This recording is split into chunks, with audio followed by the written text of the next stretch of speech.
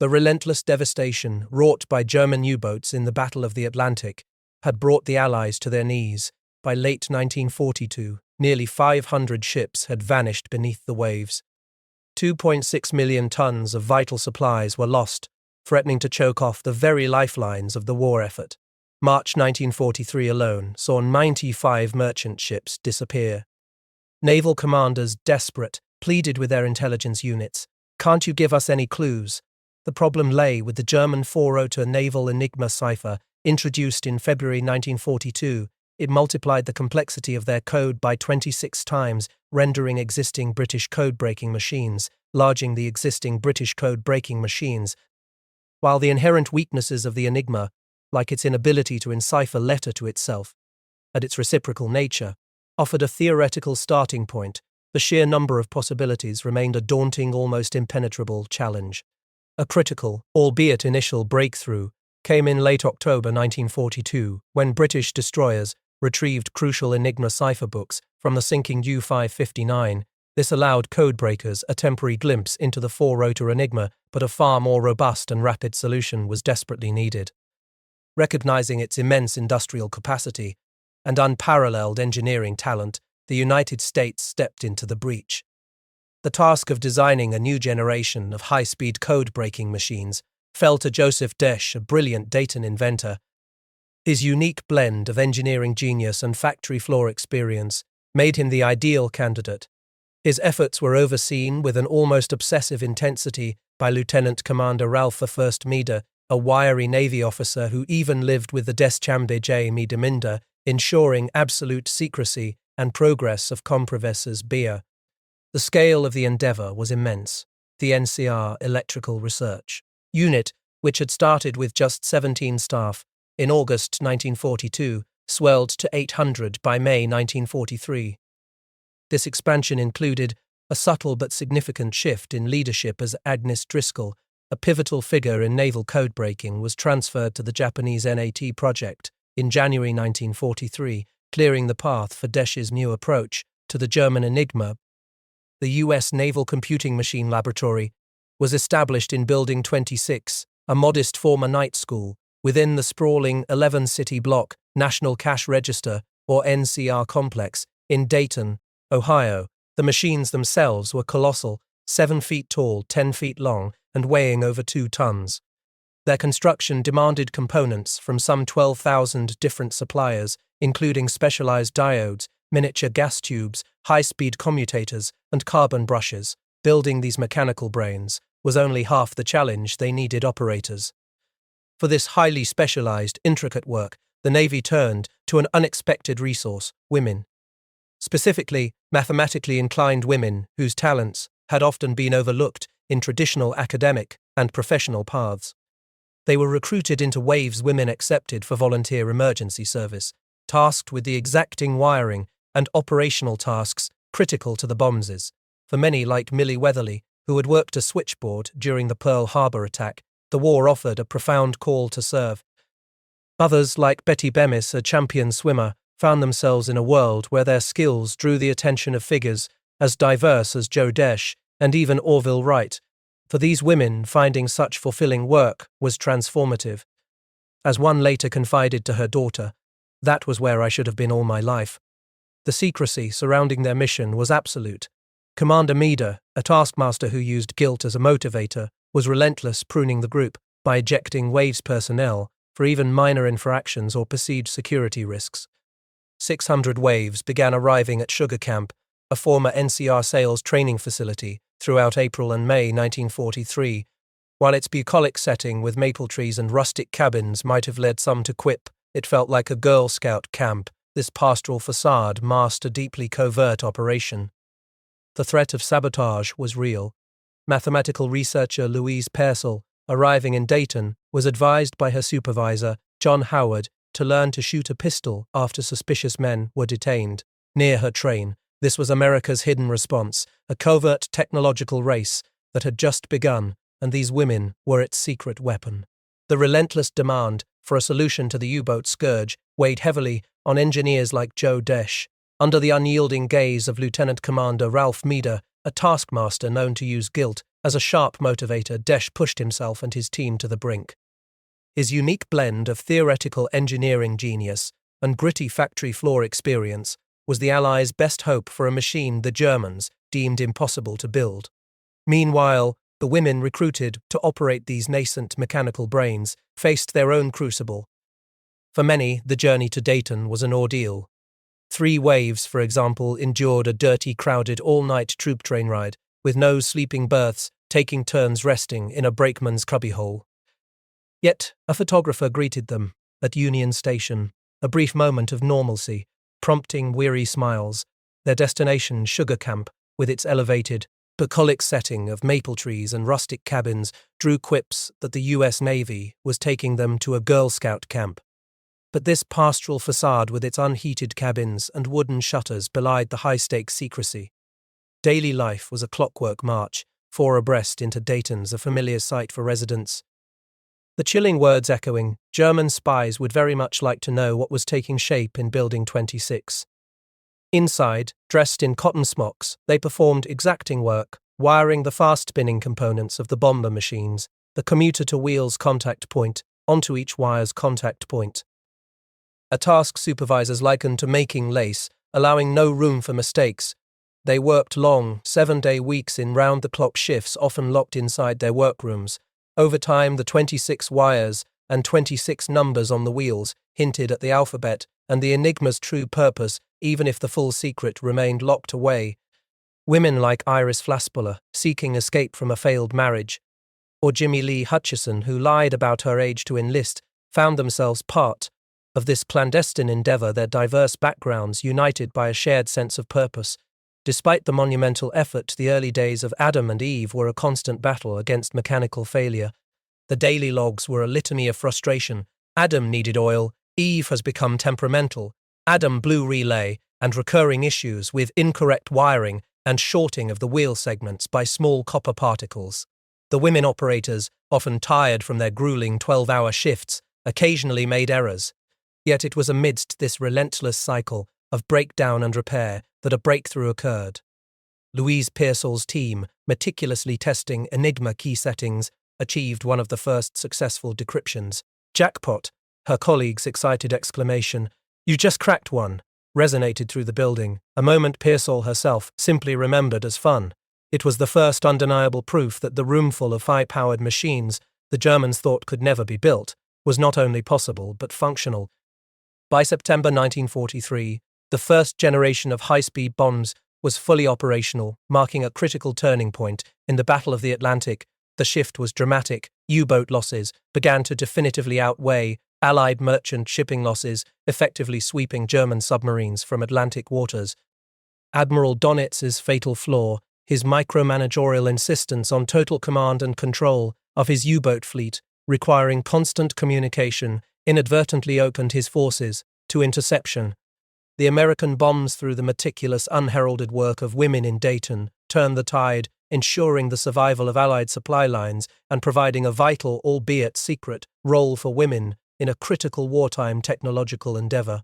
The turnaround accelerated dramatically by April 1944. The average delay in breaking the daily key by April 1944, the average delay in breaking the daily key turned him major and a critical wartime technological and critical wartime technological walk. The average delay and technological was reduced to about 12 hours, enabling the Allies to read U-boat messages simultaneously with the enemy. This capability crippled German submarine operations, diminishing their effectiveness so profoundly that by May 1944, the Allies were sinking half the U-boats in operations of domestics capable TOC. The American code-breaking effort, now firmly established, became the backbone of Allied intelligence in the Atlantic. By mid-1944, the Americans had taken complete control of the Shark U-boat cipher, knowing far more about the key than their British counterparts. The near elimination of U-boats from Atlantic waters was a testament to this secret project, a victory not just of technology, but of the relentless dedication, and often unrecognized, contributions of women mathematicians and technicians who reshaped the course of the war. With the Battle of the Atlantic finally turning, the relentless pressure on Allied shipping began to ease. allowing a crucial shift in intelligence resources.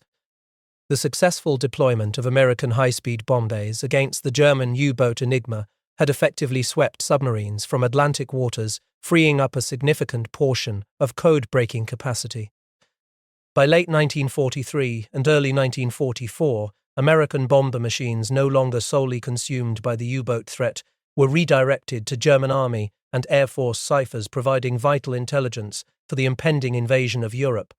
Women, the silent architects of this cryptographic revolution, now turned their meticulous focus to the European theatre, with figures like Louise Pearsall moving to the Luftwaffe code-breaking effort, their unseen work, laying the groundwork for the greatest amphibious assault in history. This shift was immediately leveraged into a grand deception campaign, charging that contributions. Earlier intelligence gleaned from deciphered Japanese diplomatic messages had already provided a critical advantage. Hiroshi Oshima, the Japanese ambassador to Nazi Germany, had sent back almost cinematic reports detailing German fortifications along the French coast. His dispatches, read by Allied intelligence, confirmed Marshal Rundstedt's strategic priority. The Straits area around Calais was deemed the most likely invasion point, and thus the most heavily fortified, while Normandy and the Brittany Peninsula were considered secondary fronts. This intelligence, combined with Rommel's own descriptions of Normandy's defences, decisively informed the Allied decision to strike the less fortified Decenniet. Toul, considered a base of troops with Normandy's defences, decisively informed the Allied decision to strike the less fortified Decenniet Toul to strikes official. Distincte J and Sichtschreite. To exploit this knowledge, the Allies launched Operation Bodyguard, a bodyguard of lies, as Winston Churchill famously termed it. This elaborate disinformation campaign aimed to convince the Germans that the main invasion would indeed occur at Calais. It involved not just phantom armies, like General Patton's fictitious 1st U.S. Army Group, or FUSAG, but a painstaking orchestration of false realities. For months before the Normandy landing, Allied intelligence units generated a torrent of dummy radio traffic meticulously crafted to mimic genuine communications. This included fabricated landing craft tanks, the creation of fake headquarters, and the illusion of 2 bogus assault forces, all designed to be indistinguishable from real Allied movements. The meticulous analysis of actual Allied traffic ensured that these fake transmissions were perfectly camouflaged, embedding the deception deep within the German intelligence apparatus. At the heart of this secure deception lay the American Cigarba machine. Conceived by William Friedman and refined by Frank Rolette, Cigarba was America's answer to the Enigma, an unbreakable cipher that ensured the integrity of Allied communications. But its role extended beyond mere security. It was instrumental in enabling the elaborate deception operations.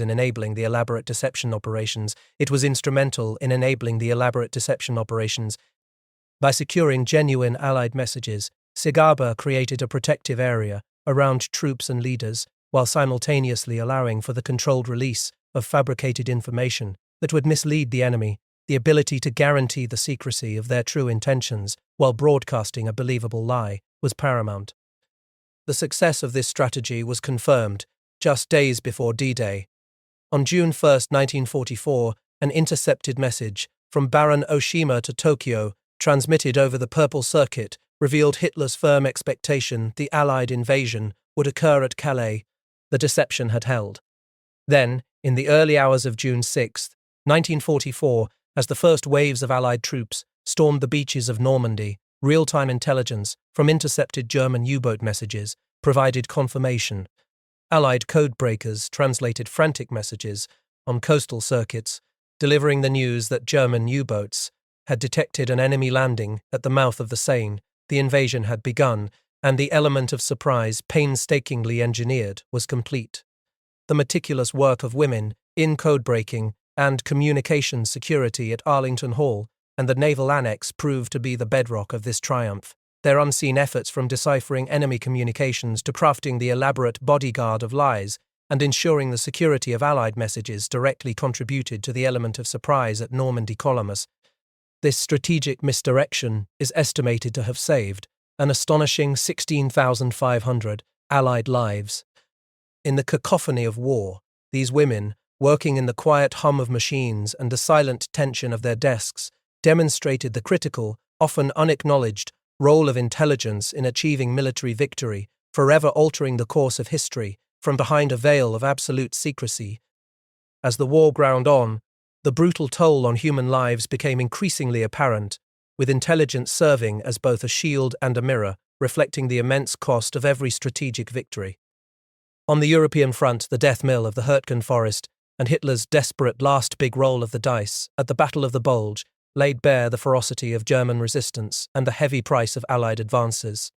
The Bulge, in particular, exposed glaring intelligence failures, a chilling consequence of underestimating German radio silence which allowed the enemy to mass forces undetected, plunging exhausted Allied troops into a bloodbath.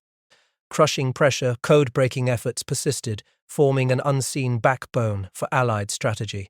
In the Pacific, the deciphered wretched conversations of Japanese diplomats monitored meticulously by American codebreakers provided crucial insights into Japan's desperate search for peace, offering greased skids for intelligence that would ultimately inform the timing of the atomic bomb drops and hasten the war's end. Priding battlefield. Amidst this relentless high-stakes work, moments of profound personal impact punctuated the quiet intensity of the code-breaking rooms. Fran Steen, a Gucci biology major who had deferred her dreams of becoming a doctor, found herself working as a watch officer involved in the operation of the complex cryptanalysis machines. Her highly analytic and different thought processes had been instrumental in one of the war's most audacious intelligence coups, the shoot-down of Admiral Isoroku Yamamoto. Years later, Rear Admiral retired David Shimp sought her out, surprising her with an award for her extraordinary contribution. The recognition was belated but undeniable, a direct consequence of the women's code-breaking efforts that had altered the course of the Pacific War. Yet, for Steen, the triumph was always tinged with a deep, personal regret over the destruction her work facilitated, a sentiment intensified by the memory of her own brother's ship being hit by a kamikaze. The veteran's exclamation, "She's the one that got that son of a bitch Yamamoto," echoed the strategic victory, but for Steen it was also a stark reminder of the lives lost. Similarly, Joelle Bannister Esmacher, a band director turned codebreaker at Arlington Hall, grappled with the profound human cost of her intelligence work. She had broken a message that led directly to the sinking of an enemy convoy. Her initial reaction was one of pride, a sense of accomplishment in contributing to the war effort. But as time passed and the immediate urgency of conflict receded, her perspective shifted. There were Japanese that went down with that ship that had mothers and sisters and wives, she reflected with a quiet sorrow. I did not think of that back then. The culmination of these relentless efforts came in August 1945, when the lowly, overworked, undervalued J.R. Code, a workhorse for Japanese diplomatic and administrative traffic, finally delivered the message the world had been waiting for. It was a garbled pre-message message, but its meaning was unmistakable. Japan intended to surrender. This direct intelligence confirming Japan's intent brought about the cessation of hostilities and the long-awaited end of the war. The war's conclusion brought a palpable euphoria, a tsunami of excitement that swept through facilities like Arlington Hall. Anne Cara Christie, a codebreaker, sensed the giddy truth bubbling to the surface. But this widespread relief also came with a sobering realization of the war's horrors, a stark contrast to the quiet, hidden contributions of code-breaking in saving countless lives and bringing about peace. Almost immediately, the transition from wartime urgency to peacetime demobilization began. Brigadier General Preston Corderman delivered his terse, "Here's your hat, what's your hurry?" speech, signaling the rapid disbandment of the vast intelligence apparatus. The women who had been the unseen architects of victory, bearing the unique burden of their secret knowledge, now faced a new, uncertain future, their critical role in shaping history, often destined to remain hidden for decades. The euphoria of victory faded quickly for many of the women codebreakers, replaced by an abrupt return to a society eager to reassert traditional roles. The tsunami of excitement that had swept through Arlington Hall gave way to the terse reality of Brigadier General Preston Corderman's "Here's your hat, what's your hurry?" speech, signaling not just demobilization, but a profound societal shift. For women, the wartime necessity, that had propelled them into critical intelligence work was now deemed obsolete. The post-war period became a crucible of conflicting expectations. Dot Braden, who had married Jim Bruce shortly after the war, found her honeymoon humorously complicated by measles, a mundane, almost absurd counterpoint to the high-stakes work she'd just left. Jim, often distracted by his new wife, even lost his wallet at the PX, a small detail underscoring the disorienting return to ordinary life. Dot resigned from Arlington Hall in January 1946. Her close friend Ruth Crowe Weston Cable initially scoffed at the idea of settling down, defiantly declaring, "Battlefield. If you think I'm going to stay here all my life with sister, you've got another think coming." Yet even Ruth, after years of resistance, eventually resigned herself to a different path. By 1952, a stark illustration of the pervasive societal pressure, propaganda, and ingrained norms actively pushed women out of careers and back into the home. Dot's own mother reinforced this, advising her, "You'll find a man. There are plenty of men coming back after the war." Housing was scarce, forcing young families into the apartment from hell with thin walls and fighting neighbors, or into cookie-cutter prefabricated houses where conversations over coffee revolved around babies, not bombs. Childcare was non-existent, leaving women to wash bedsheets in bathtubs and wring diapers by hand, a far cry from the intellectual rigor of code-breaking. The GI Bill, a boon for returning servicemen, offered little encouragement for women seeking higher education. Elizabeth Bigelow, a Vassar recruit who dreamed of architecture, was denied entry to schools post-war, eventually finding her way into computer systems instead. The very idea of women in intelligence was often dismissed or twisted into the demeaning honey trap stereotype, ignoring their complex contributions and the profound loss of talent the nation incurred. Motherhood for many became the dividing line between continuing their brilliant work and disappearing into domesticity. The deep-seated impact of secrecy, however, transcended the immediate post-war pressures. Even decades later, the memory of their work carried the weight of something illicit, something forbidden, something dangerous and important. The absolute silence imposed on them created a unique psychological burden. While some found solace in clandestine connections, like the round-robin letter that served as a lifeline, or quietly challenged norms such as Edith Reynolds White borrowing a male officer's uniform for a unit citation, the overarching demand for silence remained. Their achievements were buried beneath layers of national security and societal expectation, rendering them invisible. Yet, as decades passed, the veil of government secrecy began to lift, slowly allowing these hidden histories to emerge. The gradual declassification of records and a growing public interest in untold stories created an opening. Dot Braden Bruce, at 97, finally began to recount her past, hesitant at first, still using the forbidden word overlap to describe her specialized work. Her son Jim had urged her to let it rip, Mum, and though she spoke with the ingrained caution of a lifetime of secrecy, her words revealed a powerful secrecy. Her words revealed untold chapter of history.